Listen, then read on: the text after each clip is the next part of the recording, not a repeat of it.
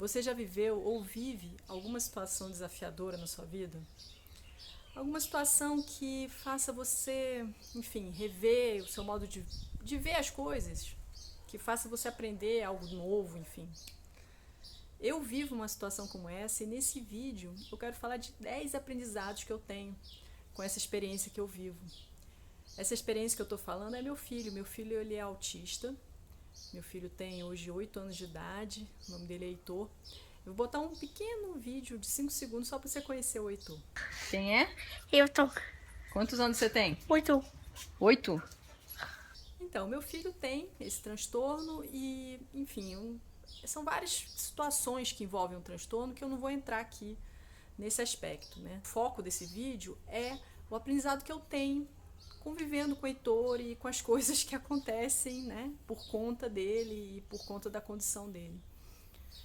E esses aprendizados que eu vou falar, eles independem de você ter ou não um filho nessa condição ou viver uma situação como essa, né, parecida com essa. Qualquer pessoa, eu acredito que pode usufruir desses aprendizados que eu vou falar aqui. De alguma forma pode também incorporar isso na sua vida, né? Então eu vou começar a falar e assim, só para você saber, lá para o 10º aprendizado, assim, eu vou aprofundar um pouco mais. Então, os primeiros aprendizados eles são um pouco coisas mais simples e depois eu aprofundo ao longo do vídeo. O primeiro aprendizado é que eu comecei a achar mais graça de falhas, de erros e também de pequenas coisas alegres da vida, assim, pequenas realizações da vida, coisas que às vezes poderiam passar despercebidas. E como é que é isso? O que acontece? Meu filho, ele volta e meia apronta alguma coisa. Na verdade, é quase inevitável que ele não passe um dia sem aprontar alguma coisa, assim. E por conta disso, volta e meia eu fico em estado de tensão constante, né? E eu percebi que isso é muito estressante pro dia a dia, né? O tempo todo eu ficar preocupado com alguma coisa que ele vai aprontar. E aí o que acontece? Eu comecei a perceber que eu precisava reduzir assim a minha, vamos dizer assim, meu estado de alerta, né? Para poder relaxar, para poder, enfim, ter dias mais proveitosos. E que, de fato, a maior parte das coisas que ele faz nem são tão relevantes assim. Já, lógico, já fez algumas coisas até bem sérias, né? Tipo, pular de uma janela. Mas pequenas coisas acontecem também. Derrubar um negócio no chão, enfim. Né? Esse tipo de coisa acontece também. E essas pequenas coisas, eu comecei a perceber que eu precisava aprender a simplesmente relevar, sabe? Assim, não dar muita importância para isso. E quando eu comecei a fazer isso, primeiro que eu senti que eu fiquei mais tranquila, né? Em primeiro momento eu já senti esse efeito. E eu comecei a perceber que eu podia, assim, ampliar essa visão para outros aspectos da minha vida, né? Coisas minhas também, né? Falhas minhas, algumas coisas que eu fazia e faço, né? Que, enfim, que tá errado. Percebi que essas falhas também elas não são tão importantes assim, né? Então, eu comecei a achar até graça, às vezes, né, de algumas coisas que meu filho faz e que eu mesmo faço. Então, isso deu uma leveza para a vida. E além disso, sim, outras coisas pequenas, como por exemplo, meu filho com 4 anos, ele me deu um beijo pela primeira vez. E aquele beijo foi super especial, né? Até hoje, assim, eu adoro que ele me beije, assim, o beijo dele é alguma coisa assim, uau, tem um efeito especial para mim. E eu acho que isso que é legal também, né? E no convívio com meu filho eu percebi que eu comecei a achar mais graça dessas pequenas alegrias da vida. Né? O segundo aprendizado é conseguir superar mais rapidamente alguns constrangimentos, né, que acontecem. Porque quando eu vou, principalmente eu estou na rua com meu filho, ele mexe com pessoas estranhas, ele entra em ambientes que não é para entrar, ele, enfim, ele faz barulho, ele tem um comportamento, né, bem típico do autismo, que às vezes chama atenção, às vezes gera algum tipo de constrangimento. E o que acontece? Normalmente, assim, eu vou, explico, né, para a pessoa o que é, e em geral as pessoas relevam aquilo, né, quando entende a situação e vão pra frente, né? E também tem aquelas situações que às vezes eu explico e a pessoa ainda fica incomodada, ainda fica, né, com aquela coisa. Aí eu percebo que Bom, se a pessoa está sabendo qual é o problema e continua, né, incomodada, então o problema não é nem meu nem do meu filho, né? Então também bola para frente. E eu percebi que quanto menos eu me engancho nesse tipo de situação, fica mais fluida a vida, fica mais fácil, porque, vamos dizer, o que eu posso fazer? Ou eu me tranco em casa com meu filho, né, que não é uma boa solução, vamos dizer assim, nem boa para ele, nem boa para a sociedade, nem boa para mim, nem boa para ninguém. Ou eu encaro essas situações de constrangimento como coisas que fazem parte e que de alguma forma eu preciso, é, vamos dizer assim, não carregar comigo, deixar pra lá, entendeu? Aprender a realmente superar aquilo. E é algo que eu tive que aprender realmente, na prática, com a vida, lidando com ele, eu tive que realmente dar um jeito de lidar com essas situações, sem me enganchar nelas. O terceiro aprendizado diz respeito à minha relação comigo mesmo, de ser menos exigente comigo mesmo, porque eu sempre tive assim muito, assim, de ficar muito tensa nos detalhes e querendo dar conta de tudo e se a coisa não ficasse perfeita eu ficava mal, eu ficava, enfim, eu não me sentia bem, então eu tentava sempre, né, abraçar o mundo, tentar fazer tudo. Só que com o tempo isso gerou uma sobrecarga para mim. Eu comecei a me sentir estressada, deprimida. A vida começou a ficar meio triste. Essa que é a verdade, assim, porque eu não sentia que eu tinha mais tempo para mim mesma, eu não tinha mais tempo para fazer coisas que eu gostava, né? Porque eu estava tentando fazer tudo, né? E, enfim, percebi que não estava dando conta, né? A realidade é essa. Eu dar conta de tudo, assim, eu percebi que não dá. Né? Isso aí é uma coisa que eu já já estou resolvida comigo. Eu não dou conta de tudo. Porém, eu posso sim selecionar algumas coisas, né? E também posso ver que eu faço aquilo que até onde eu posso fazer, né? Então, esse nível de exigência que eu tinha, eu percebi que não dava para ser mais daquele jeito, né? Então, eu dei uma baixada nesse nível de exigência. Nossa, isso não quer dizer que eu deixei de fazer as coisas bem feitas, sabe? Assim, eu continuo procurando fazer bem feita. Mas também ao mesmo tempo eu percebo que não precisa ser perfeito, né? Algo que eu consigo fazer do jeito que eu consigo fazer, tá ótimo, já é bem suficiente. E o quarto aprendizado, que tem relação com esse anterior, é que eu tive que começar então a priorizar, né, algumas coisas. No momento em que eu percebo, eu não dou conta de tudo, tá, então o que é que eu quero dar conta, né? Eu tenho que separar, tudo não dá, então eu tenho que fazer um filtro, né? Fazer um corte, né? Nesses aspectos da vida que eu quero dar conta, que eu quero dar atenção. Né? Pode ser que também não fique perfeito. Meu nível de exigência com relação a isso também tá tudo bem, eu não preciso fazer perfeito. Mas o que eu quero dar atenção? Né? Então, essa questão de saber encontrar prioridades quando você enfrenta algum desafio grande na sua vida e, enfim, coisas que de alguma forma te sugam bastante, né, da sua energia, do seu tempo e tudo mais, aí a necessidade de priorizar se torna ainda maior.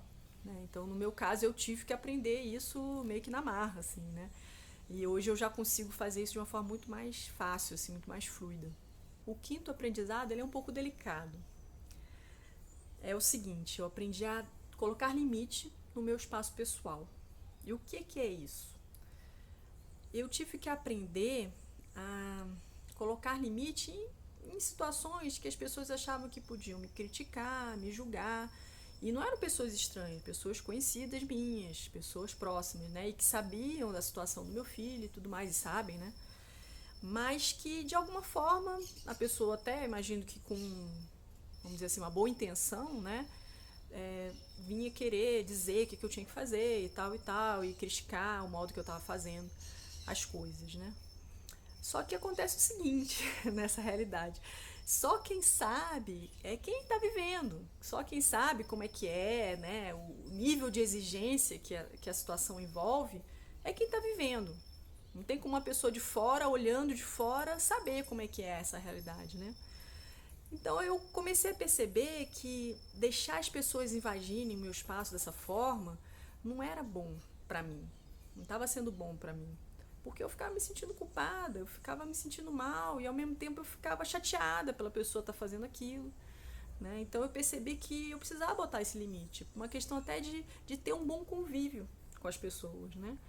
Então esse limite é algo que eu não me arrependo em nenhum momento que eu tive que dar. Já tive que fazer isso algumas vezes, né? Eu não me arrependo. Eu sinto que foi necessário e que é saudável. Eu quero aprender a cada vez mais colocar esse limite de uma forma tranquila. Né? Nem sempre eu fiz isso de uma forma tranquila. Mas eu sinto que é importante, sabe? Definir esse limite no meu espaço pessoal. E que realmente, às vezes, as pessoas perdem um pouco a noção e invadem. Esse sexto aprendizado, ele tem um pouco relação com o anterior, né? Mas aí diz respeito a pessoas estranhas, né? Pessoas que eu nunca vi na minha vida e, enfim, possivelmente nem nunca verei mais.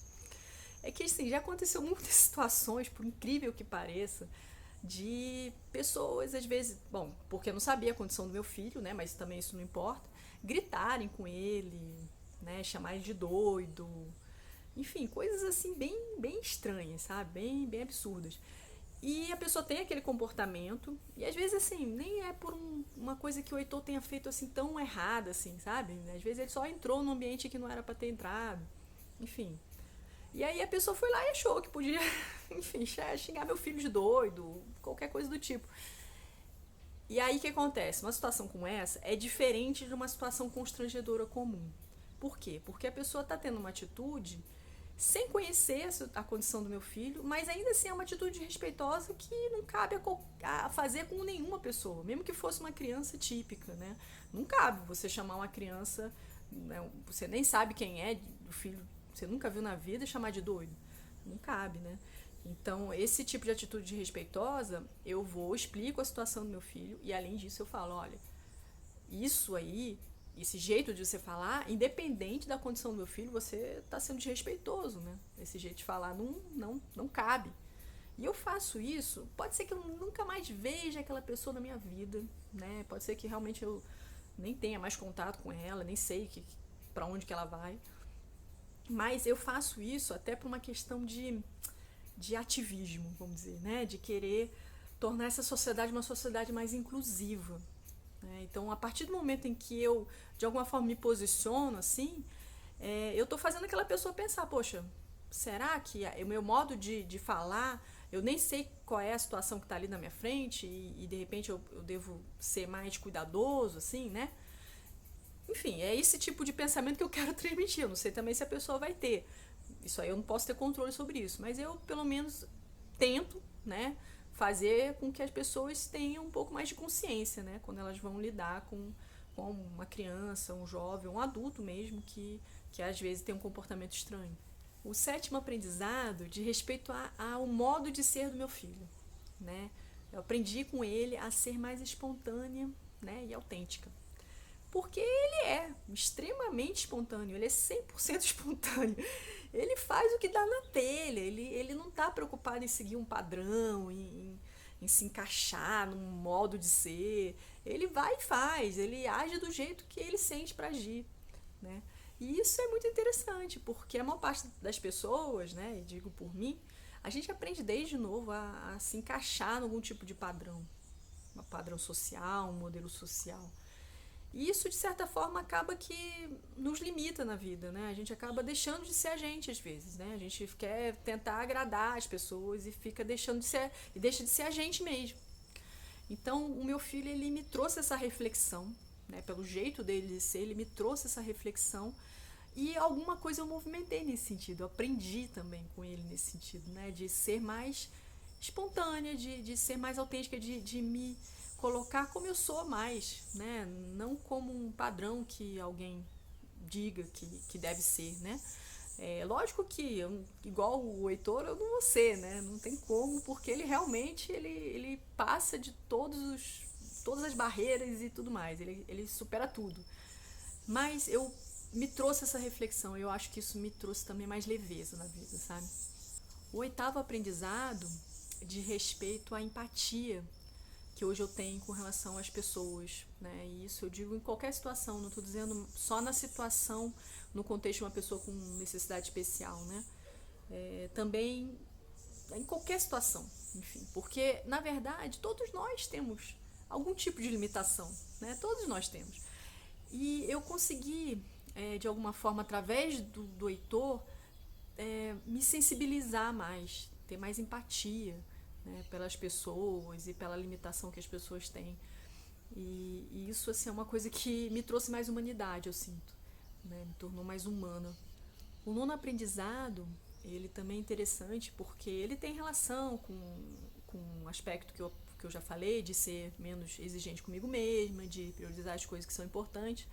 Mas esse nono aprendizado, ele diz muito respeito a mim mesma, que eu aprendi a ser mais carinhosa comigo mesma, a priorizar, né, quando eu falo de encontrar as prioridades, a colocar entre essas prioridades eu mesma, e coisas que eu faça por mim, para eu me sentir bem, para eu, enfim, para eu ter mais prazer pela vida, né?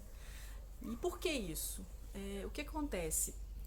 Na lida com o Heitor e com outras coisas da vida também, eu percebo que eu preciso estar sempre reabastecendo no meu estoque de energia. Porque quando às vezes eu enfrento uma situação difícil, desgastante e tudo mais, isso tira um pouco da minha energia também. E quando eu faço alguma coisa que eu goste, enfim, que seja, enfim, tomar um banho de cachoeira, pegar um livro para ler, não precisa nem ser nada tão grandioso, pegar um livro para ler, né, ouvir uma música que eu goste, né, dançar. Quando eu faço esse tipo de atividade, eu sinto que eu reabasteço de energia, uma energia de entusiasmo, vamos dizer assim, entusiasmo pela vida. Eu me sinto mais entusiasmada pela vida, eu me sinto mais alegre, sabe? E essa alegria, isso tudo me dá um estoque, vamos dizer assim, né, para eu encarar as outras coisas também, que fazem parte, que estão aí, né? A vida não é só vamos dizer, prazer e diversão, né? Mas também é prazer e diversão. E aí eu aprendi a colocar isso como uma prioridade para mim, né? E não é por uma questão de luxo, assim, né? Eu entendo mesmo como uma questão de necessidade, uma necessidade que eu tenho. E, finalmente, o 10º aprendizado, ele é com relação a eu ter mais clareza no meu propósito de vida. Porque o meu filho, ele de alguma forma, ele o tempo todo me tira da zona de conforto. O tempo todo eu tenho que estar em movimento, né? E às vezes as pessoas até falam assim, né? Como que eu descubro o meu propósito de vida, né? Eu já tive momentos pensando sobre isso. E o que acontece? Eu percebo que o propósito de vida, ele não pode ser encontrado de forma teórica. Ele é encontrado no movimento, na vida mesmo, né? No momento em que a gente se coloca em movimento, a gente vai tendo mais clareza do qual é o sentido para mim da vida, né? O que eu busco nessa vida, o que para mim é significativo, né? Porque isso tem a ver com o propósito de vida. E quando eu me coloco em movimento, é nesse movimento que eu vou começando a ter clareza. Como o Heitor, ele me faz entrar em movimento, né? Ele o tempo todo ele me empurra para esse movimento, então eu tenho mais clareza também desse propósito. E isso é fabuloso para mim, sabe? É algo que eu não esperava, que eu não imaginava, mas que, na verdade, todos esses aprendizados, assim, se me perguntasse, assim, ó, o que você imagina, assim, ter um filho autista, o que você acha que você pode aprender? Talvez eu não imaginaria esse tipo de coisa, assim, é algo que eu tive que viver mesmo para poder ter essa clareza. Diga agora, sim, nos comentários se você achou interessante algum desses aprendizados, ou se você também tem algum que você possa compartilhar, eu vou adorar conhecer. Gratidão por ter vindo até aqui.